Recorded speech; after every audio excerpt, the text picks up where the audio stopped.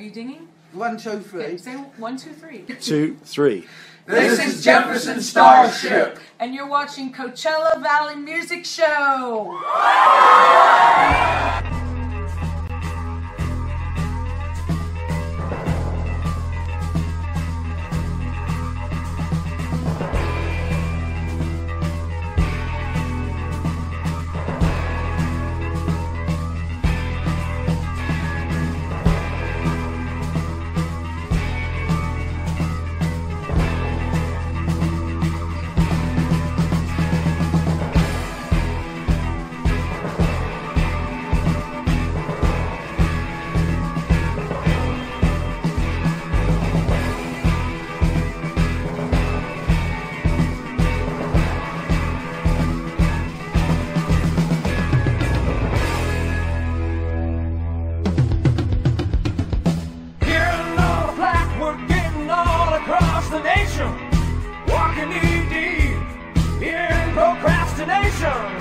Sitting here deciding just what we're gonna do.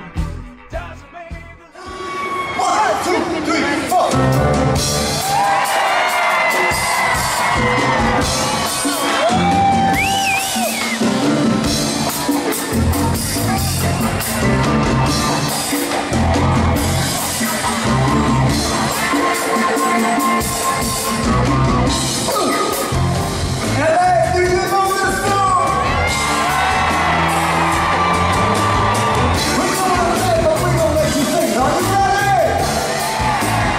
After 4, raise the roof down.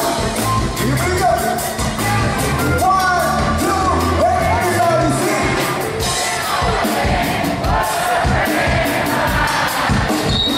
Sing.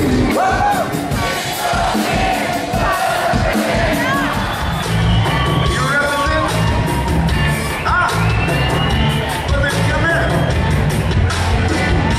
Get over here. Come again, all of this.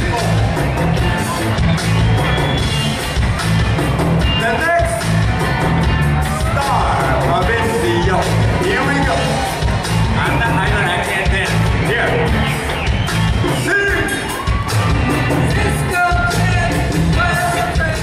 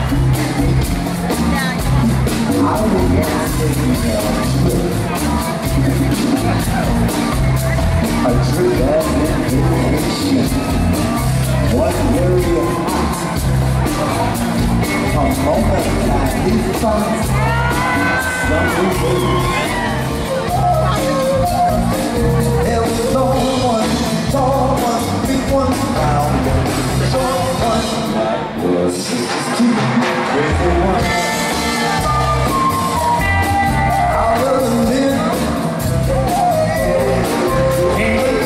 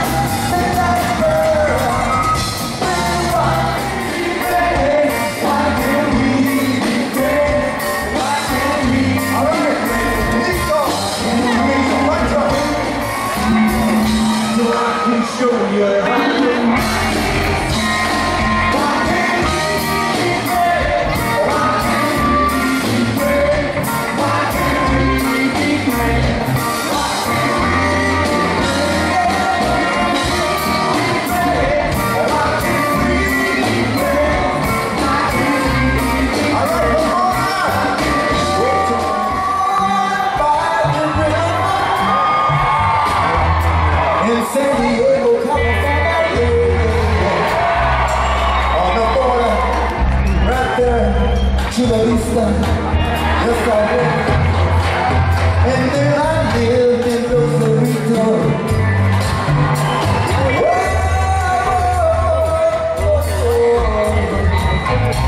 But I managed to leave and go someplace to a little city called Compton, California.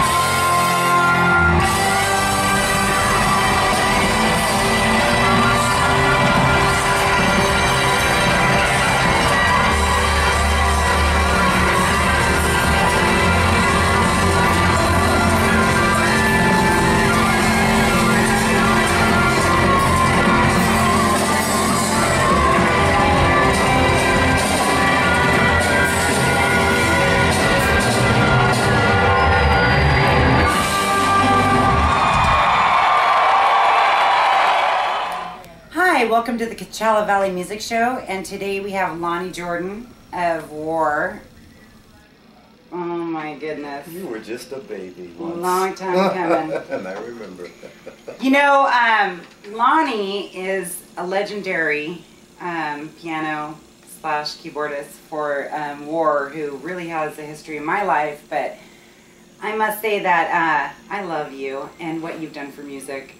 I mean, that's just from the bottom of my heart. That has nothing to do with knowing just him. Just to see you grow up and you are doing what you're doing here, just keep in mind that we are both entertainers. We're collaborating right now. Right. We're writing a song for the fans. Yeah, it is. That's I mean, what I have to say to the public and to the people is that, you know, you're recently up for a big award this year, and we only have a few more months of, no, we only have a few more weeks of voting. Oh. And Rock and Roll Hall of Fame, I mean. Is that the same as my Rock and Roll Hall of Fans? Well, it should be. That's my Rock and Roll Hall of Fame. You know, and I know that is for you, but for the name of WAR and for them to be slated in this book of history, I really think that that's something that you need to conquer. Yeah, and I think it might be possible this year. I really do. We have to all have a card to feel like we belong on this planet. No, I think your card is playing every night to the fans, but I think that for music history and for the people that look up to you and have learned how to rap. I'm messing with you. Learned how to sway, learned how to jive. Sweet. They all did all that from Yeah. songs like Sticking in Darkness. And not to mention us and your dad, Oh, thank Eric you. Burdon. Spill the Wine, my first hit when I was your age. No, well, when I was young. But you know, I'm honored that we've been nominated for the third time around for the Rock and Roll Hall of Fame. As far as I'm concerned, we won it already, because when you're nominated 3 times, 3's a charm. We already won. You know, I got to tell you, my kids that are 10 and 9 know your music. So to you and, you know, to the people that have written and seeded that music, I know that that's more important to you than some award, but... No. I like awards. I want you to win it. They just don't know how to categorize us. You keep in mind, first of all, my first hit being, again, with your dad, Spill the Wine. Just think about this. Your dad was the first rapper on a song in 1971. He rapped on this Latin funk, style song, and no one understood what it was until they played it, and said, "Oh, that's Latin and some guy talking."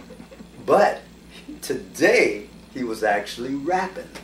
And I believe that. It blows my mind. I'm like, my dad, a white man from England, is one of the first rappers. And all he wanted to be was in the band. Not Eric Burdon anymore, but the DJs would not let it rest like that. Right. So besides him playing cowbell and shakers, it just didn't work out that way. But he still loved being in a band.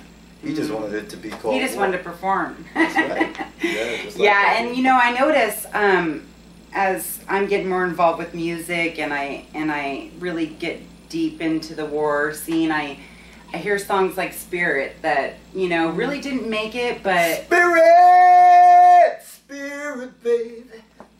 give it up, give it up, give it up now. Spirit, but I ain't got you. I ain't got you. Everything was a jam. Everything was. I created know, on and the that's what fly. blows my mind. It's like all these albums were just like a jam that turned into Let's Push Record, and you know, it ended up being a hit songs. That's amazing. That's what it was. That's the dream of most musicians. Well, the best You know? part about it is that we were able to take it into a jazz mode, a blues mode, a funk mode, reggae mode, Latin mode, everything.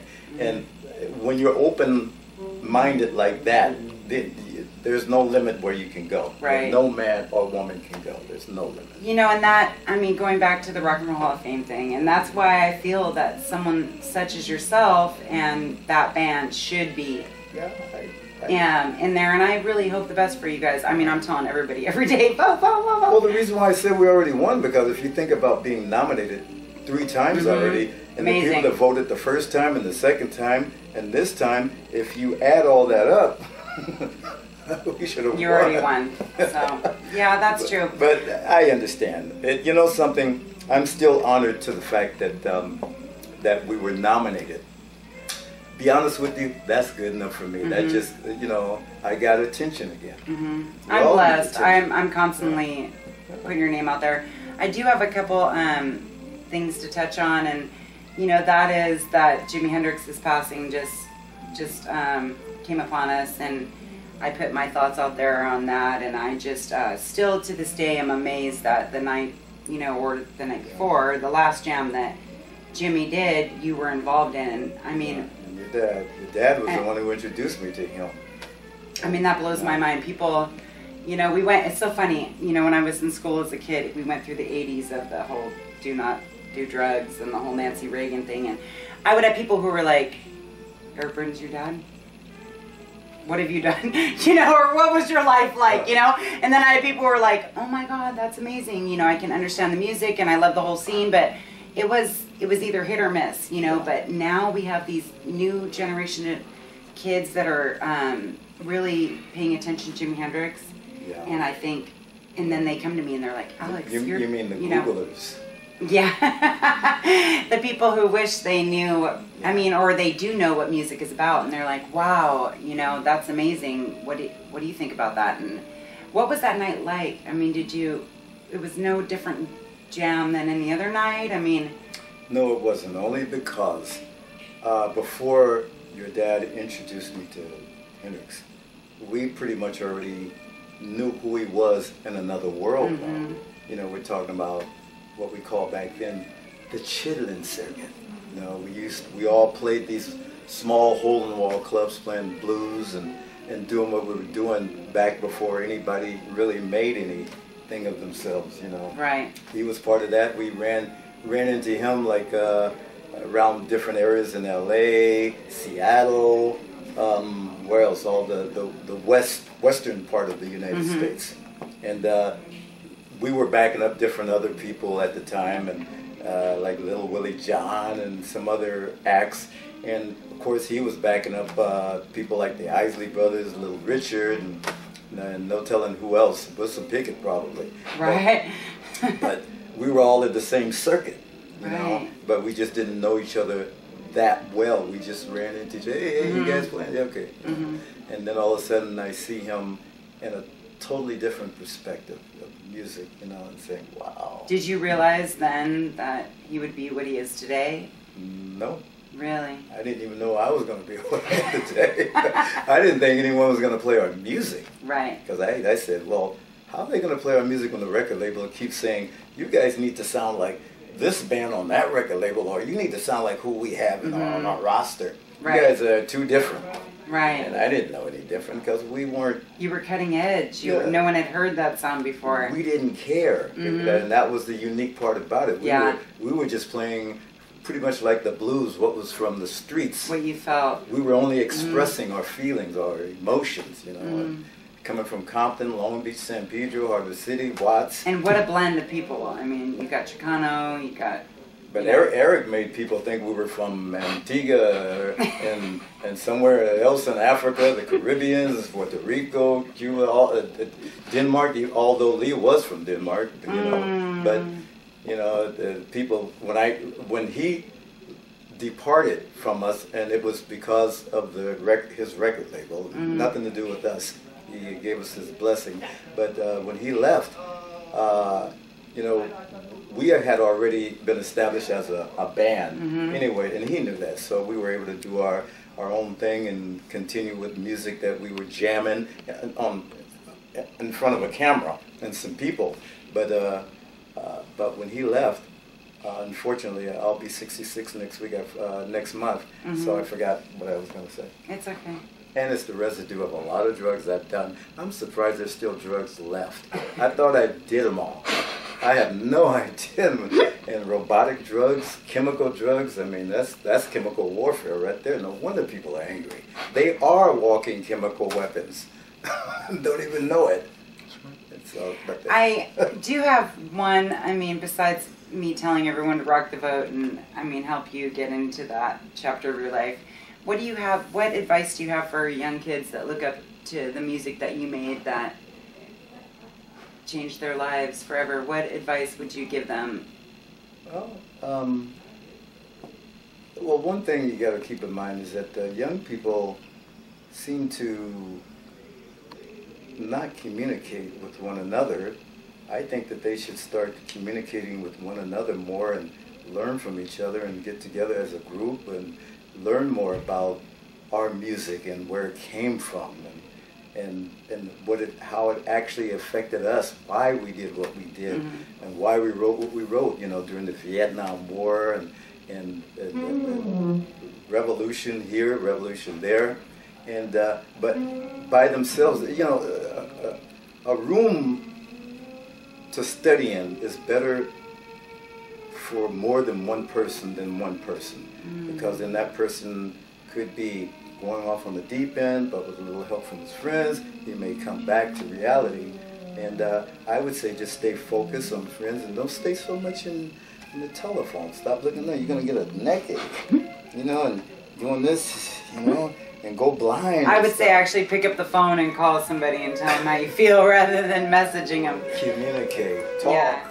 You know, I know that Cheech and Chong have, for many of years, decades, used your music in a lot of their movies and a lot of other moments in their life. How is it working with them on this tour? And do you have anything to say about what we're going to see tonight? Yeah, I mean, working with them has been very blurry and smoky. And it can't get no smokier than that. So they aren't all talk, they're a lot of smoke. No, that's it. Now that could be a double entendre. No, they're not talking a bunch of smoke. Are they smoking a lot of talk? There you go. Really? No, it's fun. You know what? Because we're doing what's called a different concept of a Broadway play.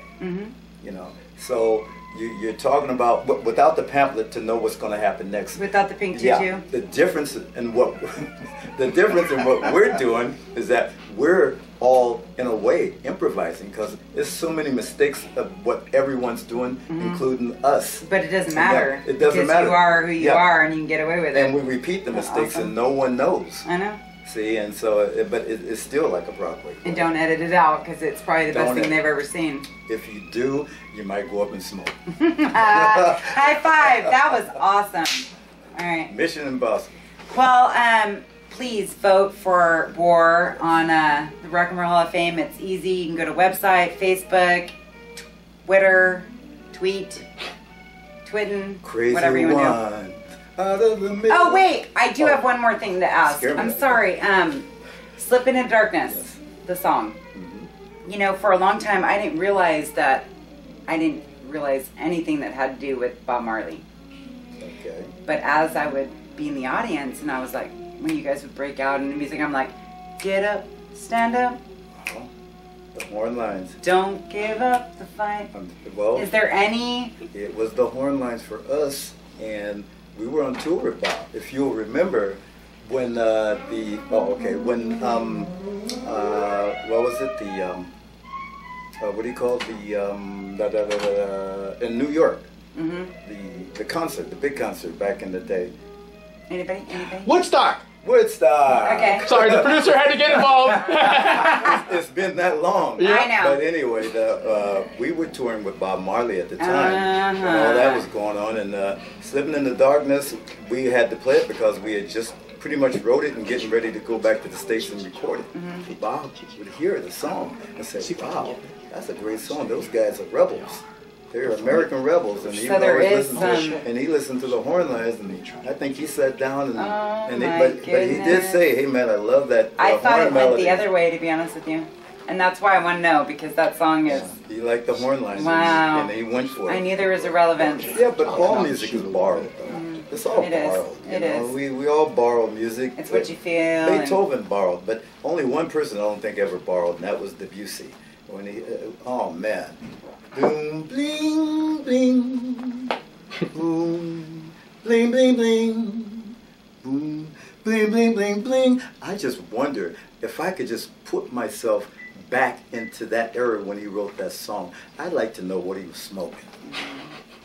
That's whatever Tommy. It was. That's Tommy. Well, thank you. It's been a pleasure. Thank you. Oh, and I'm going to enjoy the show tonight. Thank you.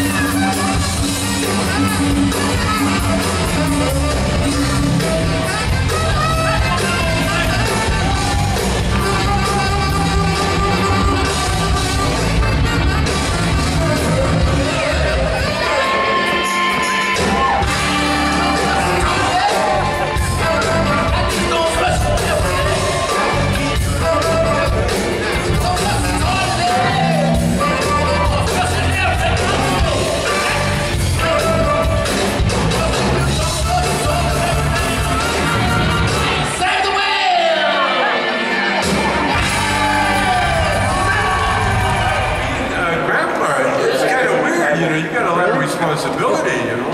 Like the other day I was up on my roof smoking my weed, you know, because I got old habits that are hard to break.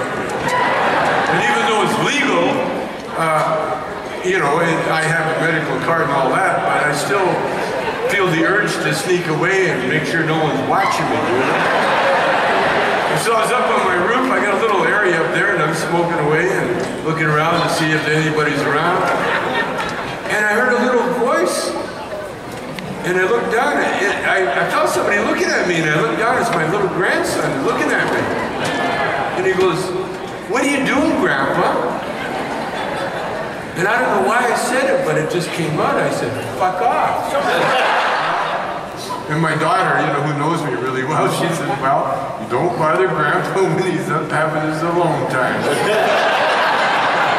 And I felt really bad. I had to apologize right away because that little fucker's the only guy that knows how to teach me how to use my telephone. Oh my God. And Cheech, did you go visit Tommy when he went to jail? Yes, I did. One time. Well, you know, we were working on the script when he got busted, so I said, "Oh shit." So I go up to see him in Taft where he was, and so we started working on the script again. I said, "Well, hey, well, this is going great. I'll come back next week." He said, "No. Every time you visit me, they have to look up my butt." Every time. Hey, and the guy that looks up your butt, he takes that job serious. It's a civil service job, you know. Like they use retired baseball umpires, you know. All right, turn around, bend over. I kept waiting for him to go, 2 balls, whoa. Who is it? It's me, man. Open up, I got the stuff.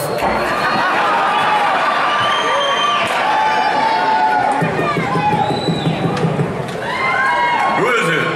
It's me, man. Open up. I got the stuff with me. Come on, I think the cops saw me.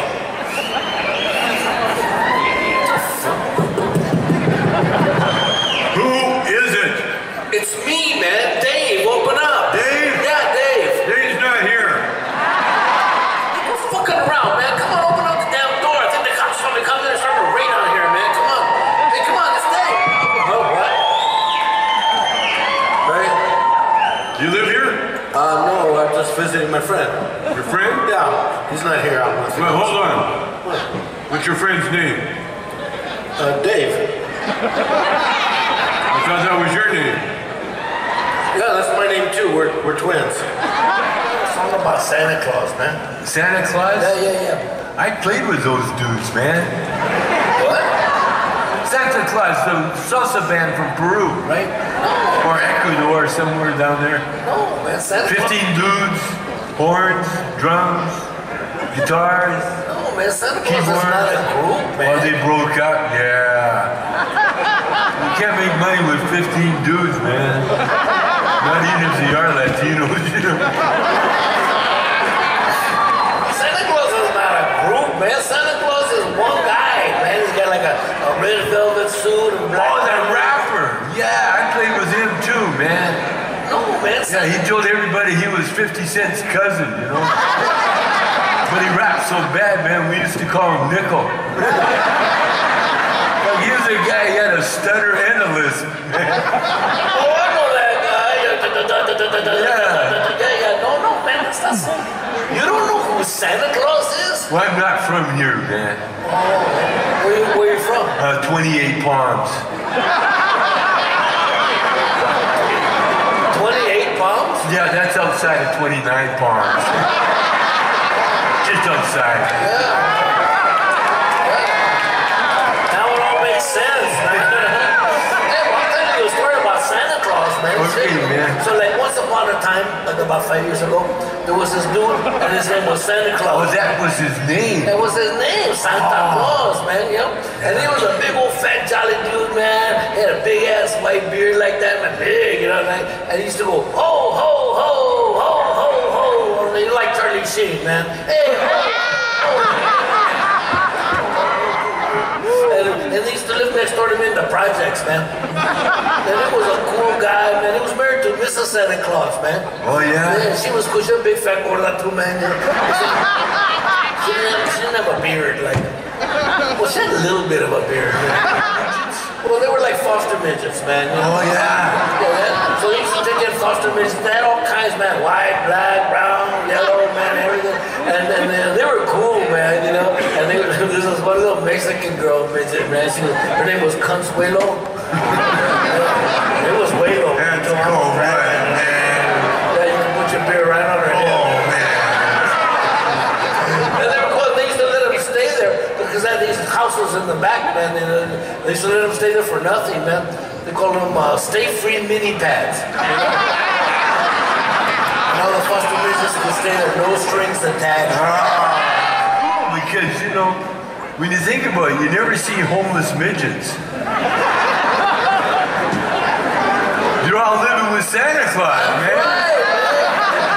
So what would he do with the midgets? Well, the foster midgets were like, you know, they made toys all year, man. You know, like little cars and airplanes and that shit, man. And at the end of the year, Santa Claus would take all the toys that the foster midgets made, man, and put them in a big-ass chocolate bag, man, a big-ass chocolate bag. And they would take the big-ass chocolate bag and put it in his sleigh, man. The dude had a sleigh. No, what's a sleigh, man? It's like a lowrider with no wheels, man. I'm like, wow, man. It is you, man. Oh. Nice, huh? So come on, man, let's get high. See, we're gonna go to a concert. What you got, dude? Let's light it up, let's get Chinese eyes, man. It looks like a toothpick, man. No, it's just rolled real tight, man. No, it is a toothpick. It's just rolled real. Fuck. It is a toothpick. I got it in the wrong pocket, man. I got it in the side pocket over here. No, that's my dick. Man, I feel like sending this little guy to camp, man. Here, make a wish. No. Hey, I got a joy to be carrying around with me for a while, man. Oh, you got a joint, man. Light it up. Shit is sick, man. There you go.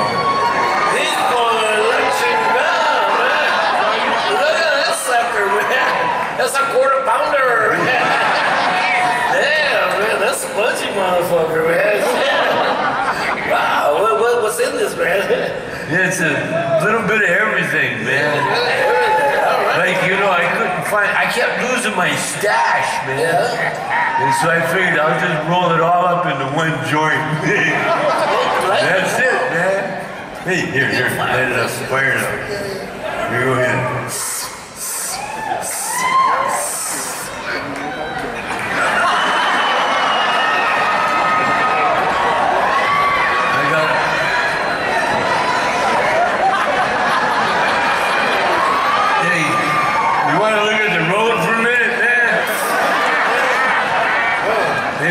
Sidewalk, dude. It's okay, we stop. You just put on your flashers so they think we got car trouble. What the fuck was in this shit, man? Kinda grabs you by the poo-poo, don't it? Damn, man. It tastes greasy, man. Yeah, that's a KY jelly.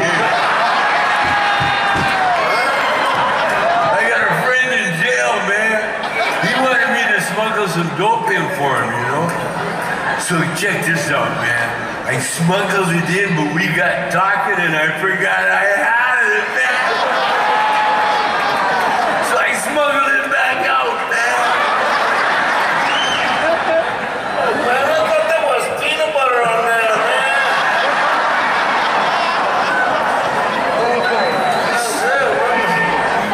My lips are getting numb, man.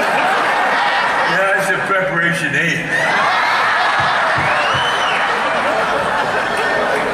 It's kind of like a menthol if you look at it.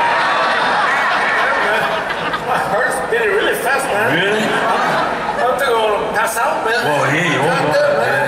I can't hardly even breathe, man. Here, take a couple of these. That'll help. Oh, fuck, don't take those, man. What? They almost gave you the wrong shit, man. You took them? Yeah. I told you not to, man. No, you said don't take them, so I took them, man. What was in that shit, man? You just ate all my acid, man. I never have no my rent you just ate, man.